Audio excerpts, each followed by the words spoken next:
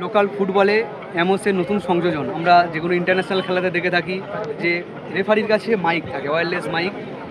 তো সেই ইন্টারন্যাশনাল খেলাতে যে আমরা যেমন দেখি সেটা আমরা এই লোকাল ফুটবলে প্রথম ইন্ট্রোডিউস করছে অ্যামোস স্পোর্টস এজেন্সি। তো স্যার, গ্রামীণ বা লোকাল ফুটবল টুর্নামেন্টে এবার আন্তর্জাতিক মানের ছোঁয়া, অর্থাৎ বিভিন্ন জাতীয় স্তর বা আন্তর্জাতিক স্তরের খেলায় আমরা যেমনটা দেখে থাকি অনফিল্ড রেফারির ওয়্যারলেস মাইক, সেই টেকনোলজি কিন্তু ইন্ট্রোডিউস করলো অ্যামোস স্পোর্টস এইচডি।